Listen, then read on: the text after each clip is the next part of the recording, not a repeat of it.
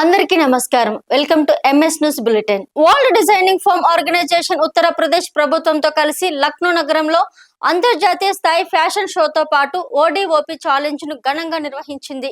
ఈ కార్యక్రమంలో దేశ నలుమూలల నుంచి ప్రతిభావంతులు పాల్గొన్నారు. ఈ ప్రతిష్టాత్మక పోటీలో తెలుగు రాష్ట్రాల నుంచి కావ్యారెడ్డి గారికి పాల్గొనే అరుదైన అవకాశం లభించింది. తన ప్రతిభను అంతర్జాతీయ వేదికపై చాటిన కావ్యారెడ్డి గారు ఈ పోటీలో 3వ స్థానం సాధించి అందరి ప్రశంసలు అందుకున్నారు.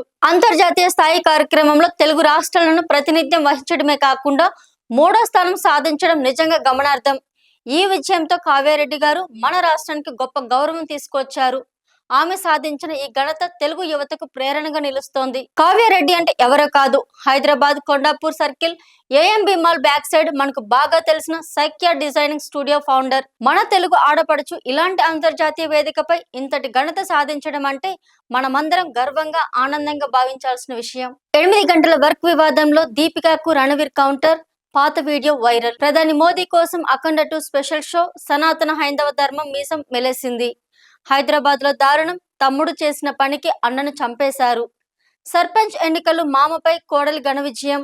సాఫ్ట్వేర్ టు సర్పంచ్ భారీ మెజారిటీతో గెలిచిన ఎన్ఆర్ఐ, అది కూడా ఇండిపెండెంట్ గా. ప్రధాని మోదీ 3 దేశాల పర్యటనకు బ్రేక్, ఢిల్లీ పొగమంచే కారణం. Legendary singer MS Subbalakshmi biopic తెరకెక్కనున్నట్లు తెలుస్తోంది. టైటిల్ రోల్లో హీరోయిన్ సాయి పల్లవిని తీసుకునే యోచనలో ఉన్నట్లుగా సినీ వర్గాలు తెలిపాయి. రఘురామకృష్ణరాజును హింసించారన్న ఆరోపణల కేసులో ఐపీఎస్ సునీల్ కుమార్ ఇవాళ గుంటూరు పోలీస్ స్టేషన్ లో విచారణకు హాజరు కానున్నారు.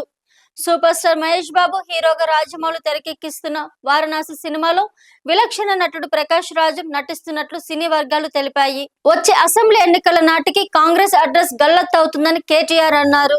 కొలంబియాలోని యాంటియోకియాలో ఘోర ప్రమాదం జరిగింది. టూర్ నుంచి వస్తున్న స్కూల్ బస్ లోయలో పడడంతో 17 మంది మృతి చెందారు. బంగారు, వెండి ధరలు ఆకాశమే హద్దుగా దూసుకెళ్తున్నాయి.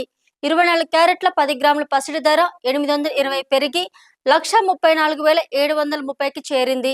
వెండి ధర 3,000 పెరిగి 2,13,000కి చేరింది. కోటి మహిళా విశ్వవిద్యాలయంలో విద్యార్థినులకు వేధింపులు. రంగంలోకి ఎమ్మెల్యే రాజా సింగ్.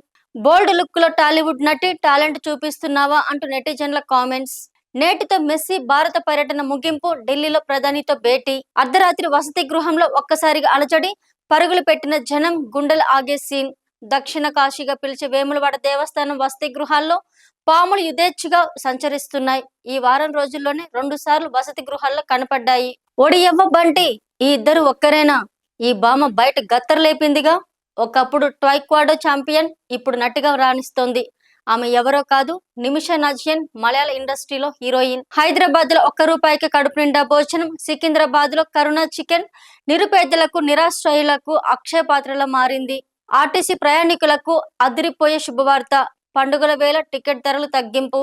థియేటర్లో దుమ్ము రేపుతున్న అఖండ 2 3 రోజుల్లో 59,05,00,000 వసూలు చేసిన చిత్ర నిర్మాణ సంస్థ 14 రీల్స్.